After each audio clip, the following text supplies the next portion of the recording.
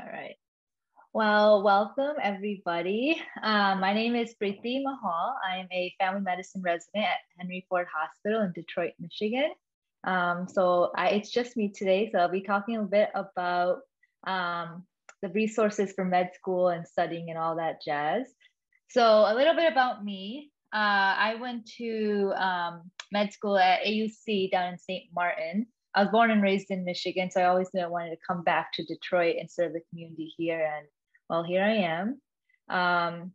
So let's just get a little logistics down out of the way. One things first is that we will be taking questions at the end, so just leave them down in the chat. Also, we will have a drawing for a 1-year Picmonic subscription, so stay tuned at the end for that as well, and they'll email you if you won. This entire webinar is being recorded and will be posted on the Picmonic YouTube page tomorrow. And there's also a special promotion at the end, so stay tuned. All right, so let's talk resources. We've got a few, and I know in med school you kind of get confused what will work, what doesn't. And I think the first thing you should always focus on is what type of learner am I and what resource would work for me. There's many different types of learning styles. Personally, I was a visual learner. So I always knew videos and cartoons because I'm very fond of cartoons worked well for me. And funny enough, my journey with med school resources actually started off with Picmonic. So if you know, Picmonic is a video resource that narrates the different cartoons and that kind of help you remember different stuff in medicine. So I mostly use Picmonic for anatomy because it was something that really helped me understand, I guess, not just the content itself, but mostly with muscles, the function of the muscle and, the insertion site where it ended and remembering all that jazz. If you've done your first year of med school, if you've taken anatomy, you know exactly what I'm talking about. Then you start getting like the venous functions, the innervation, the arterial supply, and it becomes too much, especially if you've never taken anatomy in your life and you're tossed into med school with this class. So for me, Picmonic was extremely helpful for anatomy. And this is actually one of the videos I loved watching. So that's actually kind of funny that this is the one that was chosen to play. Another resource that is very much used and very much talked about is Sketchy. There's Sketchy Micro, Sketchy Farm, Sketchy Path now. And I know they've also done a step 2 portion of Sketchy. So Sketchy is a little similar to Picmonic as well, but the only difference is that the videos are much longer. The pro with Picmonic is that you can kind of get down the anatomy or whatever you're watching in about a minute or two, but whereas Sketchy, they kind of extend to 3, 4. And then if you go into pharmacology, the videos are more so like 20 plus minutes. And yeah, it's helpful. I love Sketchy Micro. I think that's like the go-to tool now a lot of med students use till this day. And even as a resident, whenever I have patients on inpatient with a certain,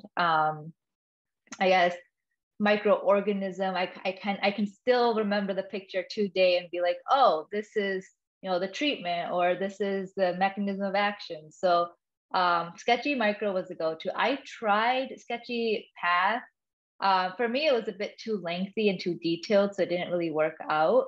But I know some individuals had a lot of success with that. And Sketchy Farm was a hit or miss depending on which pharmaceutical drug you were talking about. For some of them, it was great. I think for me, I struggled with the the antibiotics. So that's something that I still don't have down pat. And if Sketchy didn't help me, I always resorted to Picmonic. So because I know being a visual learner, that's what helped me solidify the information. I always switched between Picmonic and Sketchy until one of the videos stuck. And whichever one stuck, I did spaced repetition with that video until my exams came up. So question banks is we've got UWorld, and then the new thing now is Amboss. So I am not familiar with Amboss step 1, but I can talk more so about step 2 Amboss. And then UWorld, it's like the go-to. It's a gold standard for step studying. And I highly, highly recommend investing. If you had to choose one, choose UWorld. The questions are very much similar to what you'll see on step 1 and step 2. They do a very good job in explaining it. But I think in regards to explanations and having lengthy details to separate and the different answer choices, Amboss does a better job. The only difference is I feel like Amboss's questions are a bit more detailed. Again, I've done Amboss for step 2, not for step 1. So I'm not quite sure how it is for step 1 studying. But I used Amboss more so after I finished UWorld, and I had a few days left before a shelf exam after rotation, and I just kind of hopped on Amboss and did a few questions there. Amboss also has a great function where it'll explain like why each answer choice is wrong and why the right one is right. And then it can actually link you to an Ambospedia, like a Wikipedia page that Amboss has about everything about that pathology or that drug or whatever that question's about. So I feel like it's a one-stop shop for information. You got questions, you got content, you gotta have explanations, and it really helps you grow as a test taker.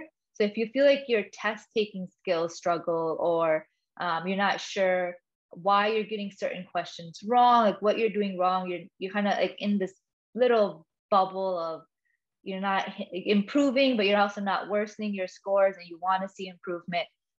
Check out Amboss. There is a free trial you can try, and you can just hop on the free trial, check it out. If you like it, invest in it. But all of these resources are very expensive, so obviously you want to pick and choose what works best for you. So always try the free trials, and if it helps, use it. If it doesn't, go to the next one. And then there's Pathoma. So this is also for step 1 mostly, but I think it's very helpful having pathophys involved with step 2 studying as well. And then just in rotations, just because how it is, in the back of your head, you're always like, let me just get through step 1. And then in step 2, in clinical rotations, the real world, I'll never have to worry about this. You'll be surprised with how much you actually need to know in the real world from your step 1 knowledge. Having a strong foundation in something like genetics, even the mechanism of action of certain drugs, which is like the biochemistry. And I guess for like diabetes, just knowing biochemistry in general, it's very helpful going forward with patient management. And that if you can kind of understand it in layman's terms as a student, you can explain it to your patient in layman's terms. I have this philosophy that we are people. Even though we're doctors, we're people, and our patients are people. So every individual deserves to know what's going on in their body. So I always do my utmost best to kind of understand the pathology or the condition in a way that I can explain to the patient that makes sense to them, because then they will, be more involved in their own care and answer those questions. So that's where Amboss comes in, kind of understanding it. And then Pathoma does a great job in explaining some pathology, but then making it super easy to understand. So I highly recommend Pathoma. I liked it, but I didn't find it detailed enough. I am also someone that likes details to understand the full scope of information. So my opinion is not the popular opinion about Pathoma. I would rather go with a resource that does like a very lengthy description, but a lot of my classmates did enjoy using Pathoma. And last but not least that I am familiar with is Online Med Ed. This is a wonderful resource, especially for rotations, your third and fourth year. But I know some med schools are now starting rotations in their second year. I love Dustin. I love his explanation. Heck, I still use Online Med Ed for intern year because I'm preparing for step 3 now. And also just trying to remember all of the stuff that I've learned in the past 4 years in med school. He does a really great job of making the information clinically oriented. You as a physician, what do you need to worry about? What is this patient presenting with? And how can you pick up on this diagnosis and this management? And he kind of draws it out on a whiteboard and really talks you through it. This is more of a lecture style video series, but if you aren't finding your lectures at school or during rotations helpful, and you are someone that enjoys watching lectures, online med ed is amazing. I highly recommend it for clinical years, but I'm not sure how it is for the first 2 years of med school, because I personally did not use online med ed, and I know they're trying to cater towards the basic sciences now as well. So those are all the resources I'm familiar with. I'm not sure if you guys had any questions, so I can take them now and we can, talk through what you guys want to know. All right. Okay, so the first question I have is, could you please address study learning materials, aids, and tips for step 3? So this is something I'm actually doing right now. I'm hoping to get step 3 soon. From what I've heard, UWorld is the go-to for step 3. And then step 3 is 2 days long. The first day is like kind of clinical based questions. And then you have like these case scenarios the second day. And my colleagues have told me, especially my seniors, just do UWorld and you'll be fine. So that's what I'm personally doing. I've heard some individuals getting supplemental information from the Kaplan Step 3 book, but that's not something I am familiar with or using. So I personally will be doing UWorld, and I think that's the popular opinion as well for Step 3. Yeah, so if you type, the next question is, I'm not sure what my learning style is there any way I can find out? So if you go on Google, you can actually take these learning style quizzes, and there's a few questions you'll answer, and they'll kind of tell you what type of learner you are. So just go on Google and just type in like learning style or a quiz for my learning style, and then whatever pops up, just take the quiz. And that might be helpful to understand, but it's more so like also trial and error. If you watch videos and you're like, okay, I'm watching these cartoons and nothing makes sense to me, nothing's sticking, maybe you're not a visual learner. Some individuals, for them to remember something, they have to write the information down. And if that's you, that's how you work. So maybe something lecture based where you kind of have to write down the information would be more helpful. All right, let's see what the next question is.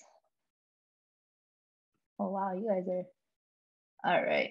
Thoughts on boards and beyond? Yes, so if you are just starting first year of med school, I think having boards and beyond supplemented with your coursework would be beneficial. And there's also a Anki deck that goes with boards and beyond videos. But that's something, because of how heavy the content is, I regret not using boards and beyond, and I wish I used it from the get-go, because by the time I learned about it and tried implementing it into my studying, it was just way too much and I felt overwhelmed. So yeah, it's a great resource to use. And then for USMLE RX, I just use them for the questions during my basic sciences. So how my school worked, our final exams of every semester were NBME exams pretty much for that subject. So I just used USMLE RX board style review questions to study for that, rather than using UWorld. I used UWorld in the beginning of my like quote unquote dedicated semester. Okay, sorry if I'm going too fast. You guys just let me know if I am. All right. Next question is, can you tell us if there's any resources for practicing essay style questions, not multiple choice questions? So I'm not sure why you would want to study essay style questions, considering all of the exams taken are mostly multiple choice. And if it's in regarding step 3, I would just say UWorld, man, just UWorld. All right. Next question is, what is the recommended study time for step 1 for an IMG? There is no set time for studying. You take that exam when you're ready. I kind of hate in medicine, everyone kind of compares each other with their colleagues. You do what works best for you. For me, I was able to study for 7 weeks, take the exam, and perform well. I know colleagues that needed to take time and study for 3 months to a year. So that is up to you, and you take it when you feel ready. And when I say you feel ready, I mean you are so sick of studying. You're like, okay, I'm dreaming about this information. Like it's kind of encompassed my entire brain, my life. Like I don't know what else to do. Take that exam. You're ready. Because you also do not want to have to take this exam when you're burnt out, because you will not perform up to your, I guess, par, because burnout is real, and it becomes real for step one, especially. Step one, studying dedicated, was the worst time of my life. It was the worst experience of med school. So I know now it's becoming more pass fail, so that takes a lot of stress off of everyone studying for step one. But at the same time, the information is still important, so always do the best that you can. Alrighty, I do not. Okay, the next question is, sorry, I keep forgetting I have to read these questions. Have you had any experience with Lecturio? I have not used Lecturio and I don't have any experience with it. So unfortunately, I can't provide my opinion. Again, everything I'm saying is my own opinion based on my experience. So, take it with a grain of salt. Okay. So in our med school, same person who asked about the essay style question, we have, so you guys have like the essay questions and multiple choice questions. So I guess what you can do is, I don't know any resource that helps you with essay style questions, but you can probably like take the question stems from the multiple choice and practice writing it out in an essay form and seeing if you can explain the answer the way UWorld or AMBOSS or whatever question bank you're using has explained that answer. I guess that's what I would do if I was in that situation. So that's the best advice I can give in regards to that. Do you know of any special Anki decks for step 2 or 3? So step 2, I use Zanki, but I intermittently used it because I'm lazy and I get tired after a long day of work. I'm actually here after a long day of work, so that's one source I did use was Zanki on and off. But for step 3, I am not sure of any Anki decks because I'm just trying to keep my resources as limited as possible now for step 3. So one and done, UWorld. What are you using to prepare for the CCS portion of step 3? UWorld, UWorld, UWorld, always UWorld. That's all I'm doing for step 3, guys. Next question. Did you use first aid to help with basic sciences? Yes. So first aid is a great resource in regards to kind of condensing the high yield points of each topic. So I did use it. I did have it on site, but I annotated the crap out of first aid. I used the information I gained from the other supplemental study resources, I guess, and kind of annotated first aid and whatever I had in first aid. First aid was my Bible. Like when I was exhausted, didn't want to look at the screen anymore, I opened that book in bed and I just read it. And it was like where I had all my information. So, and then a pro is that Picmonic actually kind of like you can go on Picmonic's website, click on first aid, and based on like the page you're on in first aid, it'll recommend videos related to that topic in first aid for Picmonic, if that makes sense. So they Picmonic has kind of merged the first aid with their website. Sorry guys, my throat's drying up. All right. Let's see what else we have. Many have used UWorld alone for step 1 and scored very high. In your experience, is that recommended? If you are seeing progress, if you are happy with how you're doing, you can do one resource and that's fine. None of these resources are like mandated. They're there to help you understand these topics, which is why there's so many different types of resources, so many different forms of these. So if it helps, it helps. But if it doesn't, don't waste your time on it. The one thing I would say waste your time on, no matter what, is UWorld. But if you feel like you need more help, you can try out these resources and see if they kind of help you increase your score towards your goal. Okay, I just have to say that I love Picmonic so much, and I honestly wish I had used it from the beginning of med school. Sad face. I'm in my third year and beginning of clinical rotations, and I would just like to know how exactly did you learn to develop excellent history taking skills? Yeah, so this just comes with practice. I'm going to be honest, suck at kind of presenting. But when I go about taking a history from a patient, I sit there and but this is how I do it in clinic now. When I go into a patient's room, I log into the computer, but I turn around and I'm like, all right, tell me, how's life going? Talk to them like they're your friend. Just, talk to them like you're a human being. Ask them how life's going, what brings them in, tell them, ask them what's more. And then as you keep listening to them, you'll be like, okay, I have a differential in my head.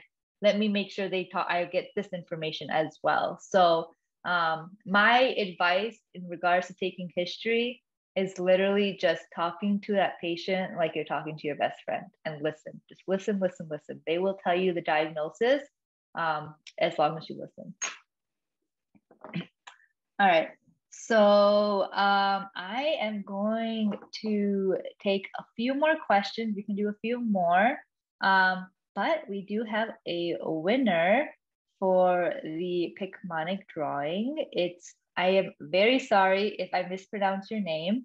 It's Rini Bakhtiar, but Picmonic will reach out to you with all of that information. So congratulations, you won. So yeah, if you have any more questions, I'll wait, I guess 30 more seconds. If not, you guys can click on that link for 30% off for the next 24 hours off of Picmonic subscriptions. And if you guys have any questions in general about life, you guys can always hit me up on Instagram. I think the link to my gram was provided in the beginning of this webinar, but it's Foodie with Scrubs. I am always more than happy to help you guys out. I remember med school. I know the struggle. I literally just finished med school and I'm still struggling. And, struggle never ends, but we're here to just support each other. So let's change the culture of medicine and collaborate and lift each other up. All right, guys. So thank you so much all for joining in. It was a pleasure. There's one last question. I will answer this real quick. Have you had any experience using UpToDate? Yes, UpToDate is a freaking gold mine. You guys, especially in rotations, but I think even for like when you're preparing for step one, just literally type in whatever you're trying to research and UpToDate and read it, because it's stated, it's up-to-date information about whatever pathophys condition you're doing. I use it all the time. When I have patients tell me they're having side effects to medications that I'm not familiar with, I get on the computer, get on UpToDate, look at it, and I'm like, oh, by the way, I just looked at this. This is a trusted resource. This is not a side effect. I don't know why you're having the symptom. And then right now, what my favorite thing to do is, along with the COVID vaccine hesitancy, is I'm actually printing out the patient information section on COVID vaccines from UpToDate, and telling them that this is a trusted resource. So if they have any questions, they can always get back to me. So always use UpToDate throughout your medical education and your career. So that's my thing. Last question. Do you know if COVID treatments will be tested on step 3? I don't know, but if you are in the hospital as a resident before taking step 3, I'm pretty sure you will be familiar with the COVID treatments. But I also know the USMLE is very delayed in regards to putting new information up on their exams. So my gut is saying it probably won't, but I don't know. I'm not the NBME. Those guys do their own thing and live in their own world. So just be on the safe side, I guess. Just look at it real quick. But if there was a question on it, it probably wouldn't count anyways. So sorry. All right, guys. So the link for 30% off, just scroll above on the chat, or else someone will put it up again. But It was a pleasure talking to all of you. Sorry I can't see your faces. I hope this was helpful. And I wish you all the best of luck in wherever part of this journey you're on. And I look forward to seeing you all soon as colleagues. So good luck and thank you.